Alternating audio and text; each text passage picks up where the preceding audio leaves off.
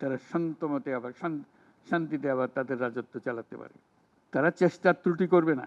কাজে যে কাজ শুরু করেছো এই কাজ সমাপ্ত না হওয়া পর্যন্ত এর থেকে বেরিয়ে যাবে।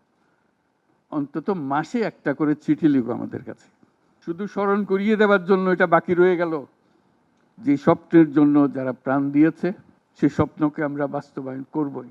এটার থেকে আমাদের বেরিয়ে যাবার কোনো উপায় নেই। আমাদের প্রতিজ্ঞা রইল আমরা এটা করব। আমরা নতুন বাংলাদেশের অফিস এটা করেছি, নতুন বাংলাদেশ গড়ার জন্য আমরা এখানে এসেছি, সেটা যেন সবাই মিলে আমরা করতে পারি।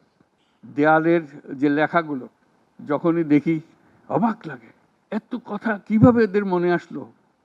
এদের পেছনে তো কোনো কবি নাই, কোনো সাহিত্যিক নাই, কোনো পণ্ডিত নাই যে কথাগুলো জোগাড় করে করে দেবে, কিন্তু সারা শহর ছড়িয়ে আছে, অন্যান্য শহরেও আছে। প্রতিটি কথা অত্যন্ত মূল্যবান, ছোট্ট কথা, ছোট্ট ছবি, অত্যন্ত মূল্যবান। শুধু বাংলাদেশের মানুষ উতলা হয়ে গেছে নতুন বাংলাদেশ করার জন্য, তাই না?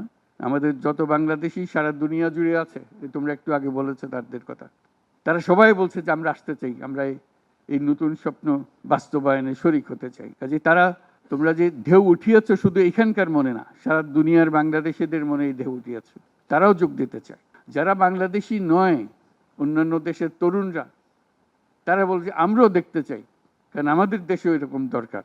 কাজে এটা কোনো সীমাবদ্ধ নয় যে বাংলাদেশের মনের মধ্যে তোমরা প্রচণ্ড ঢেউ জাগিয়ে দিয়েছ, প্রচণ্ড স্বপ্ন জাগিয়ে দিয়েছ। তোমরা সারা পৃথিবীর তরুণকে জাগিয়ে দিয়েছ যে এই তরুণদের হাতেই সৃষ্টি হবে নতুন পৃথিবী। কাজেই তোমরা যেটা করলা সেটারই একটা সূত্রপাত, তরুণদেরকে দিয়েই নতুন পৃথিবীর সূত্রপাত। এটা শুধু নতুন বাংলাদেশের সূত্রপাত না, এটাই নতুন বাংলাদেশের মাধ্যমে নতুন পৃথিবীর সূত্রপাত করছো তোমরা ইতিহাস। আজকে মনে হচ্ছে সাধারণ কয়জন তরুণ সামনে বসে আছে, কিছুদিন পরে এই সাধারণরাই অসাধারণ হিসেবে পৃথিবীব্যাপী স্বীকৃত হবে, যেহেতু তোমরা অসাধারণ কাজ করেছো।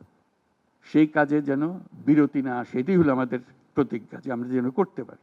আমার একটা প্রস্তাব থাকবে নাহিদ, আসিফ এবং তোমাদের সবাইকে, অন্তত মাসে একটা করে চিঠি লিখো আমাদের কাছে, শুধু স্মরণ করিয়ে দেওয়ার জন্য এটা বাকি রয়ে গেল, এটা ঠিক হলো না।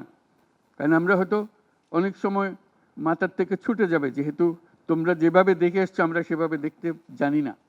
সেই জানানটা দেওয়ার জন্য আমাদেরকে গুঁতো দিতে হবে, স্মরণ করিয়ে দিতে হবে, যাতে করে আমরা এটার থেকে বিচ্যুত হয়ে যেতে না পারি। এটা তোমাদের দায়িত্ব, কারণ যে পথে রওনা করে দিয়েছ সেটার রূপরেখা তোমাদের কাছে পরিষ্কার। আমরা হয়তো কিছুটা বুঝেছি, কিছুটা অন্যভাবে বুঝেছি, এরকম যেন না হয়। তোমাদের ঠিকভাবে যে স্বপ্ন তোমরা দেখেছো সেই স্বপ্নটা যেন আমরা আমাদের সাধ্যমতো রূপ দিতে পারি।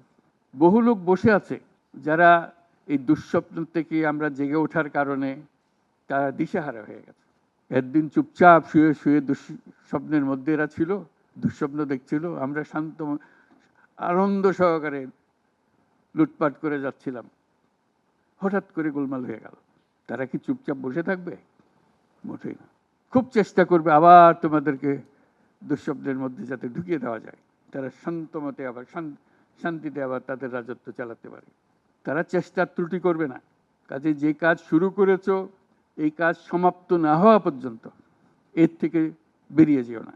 বাংলাদেশের জন্ম থেকে আজ পর্যন্ত এই সুযোগ আর আসে নাই, যে সুযোগ তোমরা আমাদের হাতে তুলে দেবে। এই সুযোগ যেন হাতছাড়া না হয়। এই সুযোগ হাতছাড়া হলে বাংলাদেশের আর কোনো ভবিষ্যৎ থাকবে না। কাজে এইটা যেন শুধু রাষ্ট্র নয়, পৃথিবীর সম্মানিত রাষ্ট্র হিসেবে প্রতিষ্ঠিত হতে পারে, যেহেতু তরুণরা এটার হাল ধরেছে। এই কারণেই এটা ভিন্ন, এই কারণে এটা ইউনিক, অনন্য। এই অনন্য একটা দেশ আমরা তৈরি করতে চাই। তোমাদের চিন্তায় স্বচ্ছ, তোমাদের চিন্তায় সঠিক, এটা মুঠো থেকে ছাড়বে না, হাত থেকে ছাড়বে না, এবং আমাদেরকে স্মরণ করিয়ে দেবে যদি আমরা এটার এই স্বপ্নের থেকে দূরে সরার কোনো কাজ করে ফেলে। আমাদের কারো কোনো ইচ্ছা নাই এই স্বপ্ন বাইরে যাওয়ার, এই স্বপ্ন বাস্তব